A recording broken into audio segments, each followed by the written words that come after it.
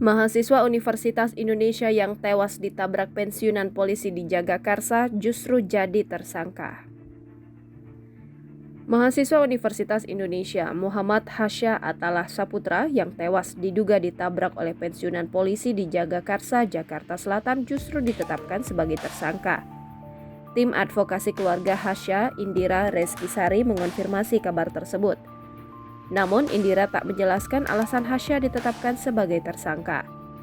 Kuasa hukum dan keluarga Hasya menerima surat pemberitahuan perkembangan hasil penyelidikan atau SP2HP perkara kecelakaan lalu lintas pada tanggal 16 Januari 2023. Dalam SP2HP itu terlampir surat perintah penghentian penyidikan.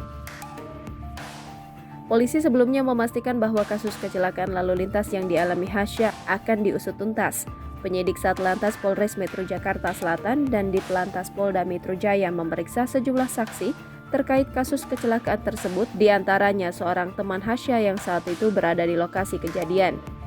Penabrak yang disebut pensiunan pejabat Polri berpangkat AKBP dan keluarga Hasya telah beberapa kali dipertemukan untuk mediasi, hanya saja belum ada titik temu. Bahkan penabrak itu juga telah diperiksa dan diminta wajib lapor mingguan setiap Kamis sejak kasus kecelakaan tersebut ditangani.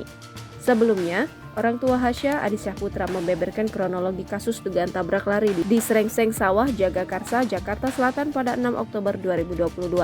Adi menjelaskan, berdasarkan keterangan saksi di lokasi, kecelakaan terjadi saat mahasiswa FISIP Universitas Indonesia tersebut hendak pulang ke rumah kos. Setibanya di Jalan Srengseng Sawah, Jagakarsa, Jakarta Selatan, Hasya seketika oleng dan terjatuh ke sebelah kanan. Pada saat bersamaan, mobil Mitsubishi Pajero datang dari arah berlawanan hingga menabrak dan melindas korban. Adi mengatakan saat itu pengemudi mobil tersebut menolak bertanggung jawab. Hasya dibawa oleh mobil ambulans setelah teman korban mencari pertolongan. Jangan lupa subscribe, share, komen, dan like ya!